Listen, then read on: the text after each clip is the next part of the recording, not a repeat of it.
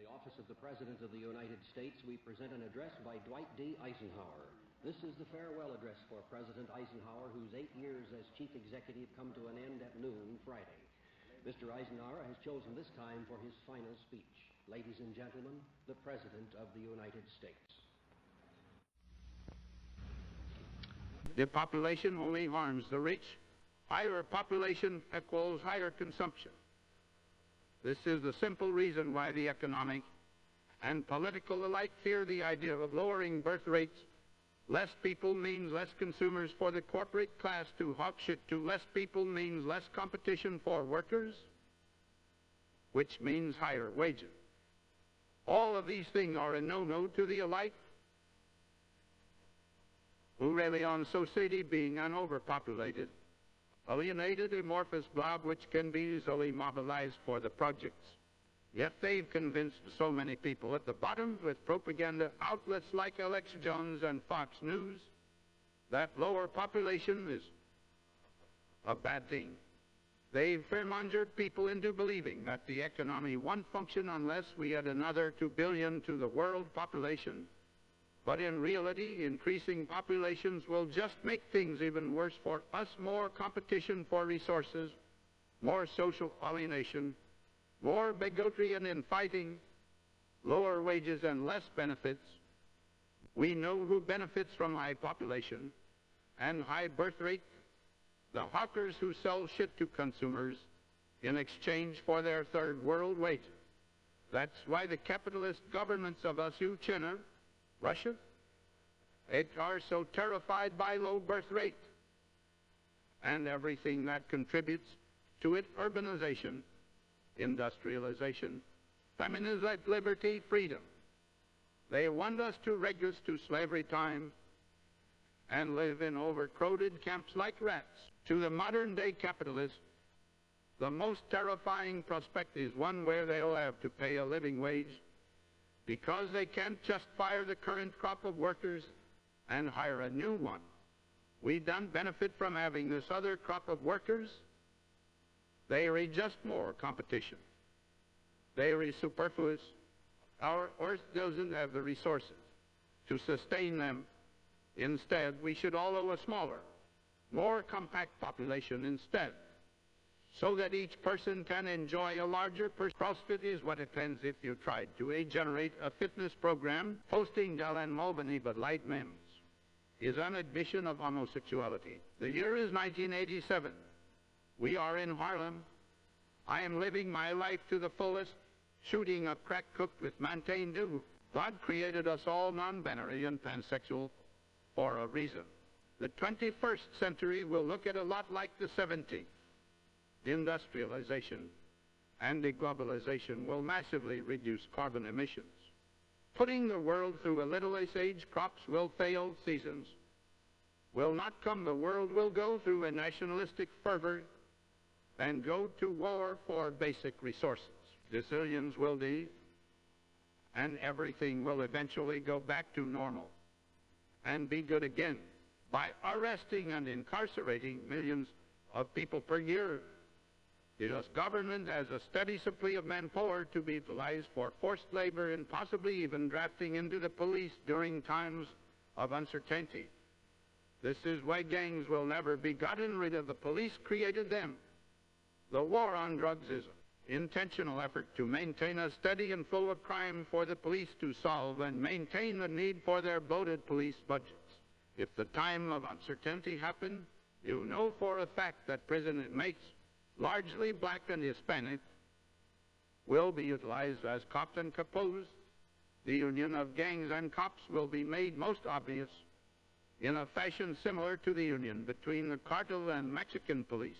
The cartels created by a drug policy foisted on the world suddenly after World War I have been a boon to the stability of the Mexican government by allowing a scapegoat to blame all problems on the American system yields forced labor. The Mexican system yields the drugs. Through the system that maintains that steady inflow, as well as an excuse to blame government failure. Chocolate is the meat of the s'mores sandwich, is the bacon of candies. Americans and Britishers alike do not understand the glory of drinking hot tea with lemon and no milk. World's most unkempt man attacks women for not looking like fashion models. In my nearly 25 years of life on this earth, I have noticed that black people live and act essentially indistinguishably from poor white people, and that racism against blacks outside of what comes from the white elite is essentially entirely a form of self-flagellation. The idea that one should aim to live for it as long as possible is very unhealthy. In fasco-communist parlance, true and collect are interchangeable.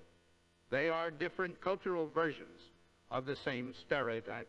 Praying before eating is a holdout from the Mesopotamian times, where religious temples doubled as grain distribution centers.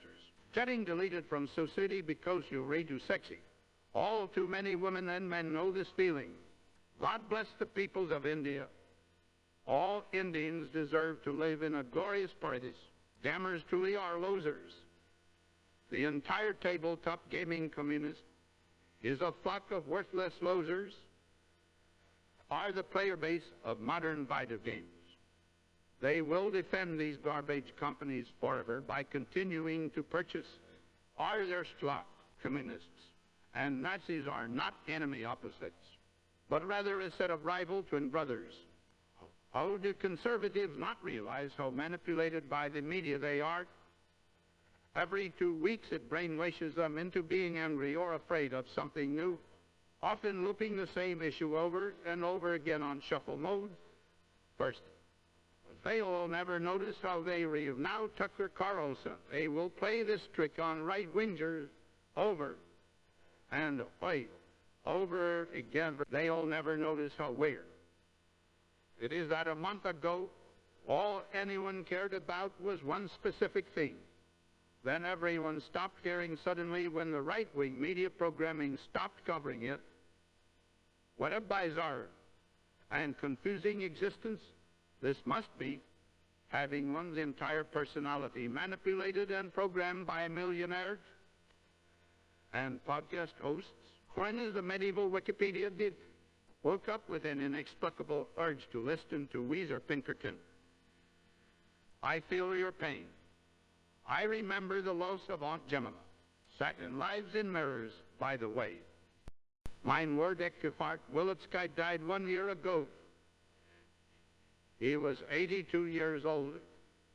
He was born in East Prussia during Wutu and in 1966 migrated to Jamaica and then Lombard, Illinois. He was a venerable man who butchered many a pig. He was apprenticed in the German pig butchering fashion. In the home country, I am not sure whether he lived in Western or Eastern Germany after the war. He is not alive anymore, so I cannot ask him. He was a system for getting pigs and goats alike infinitely drunk using only rain seeded. And so, first of all, you need to plant a very well-tilled field with seeds of absolutely random kind.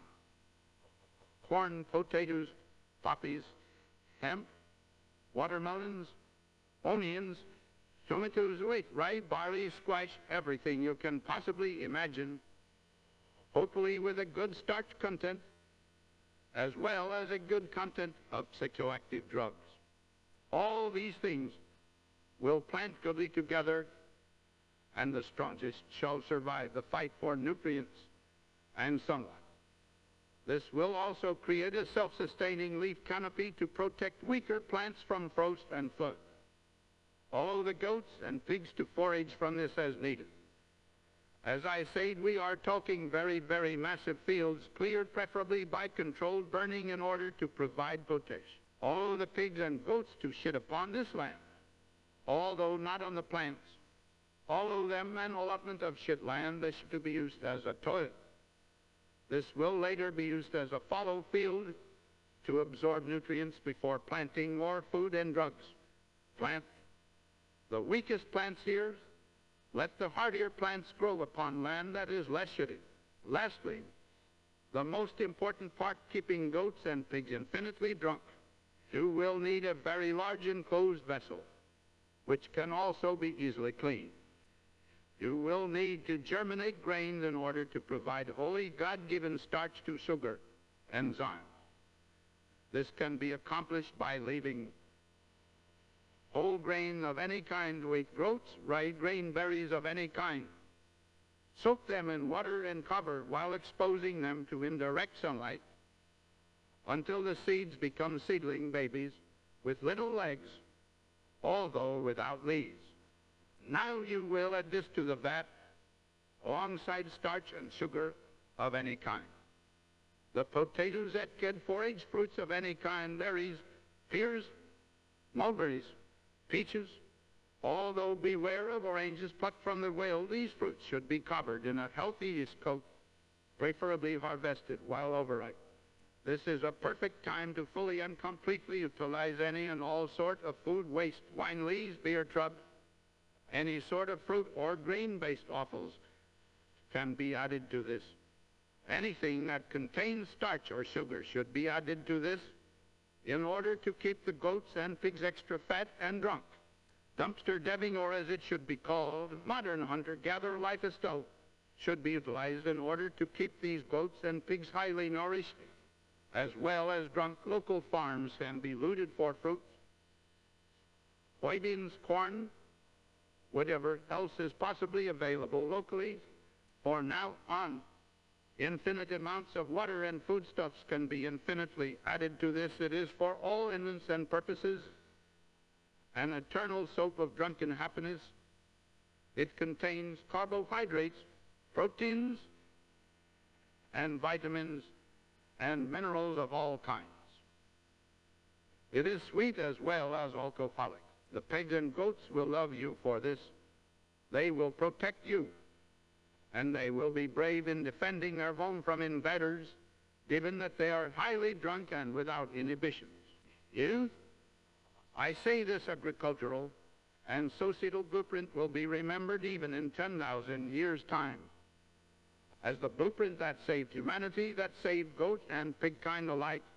The population only harm to which higher population equals higher consumption.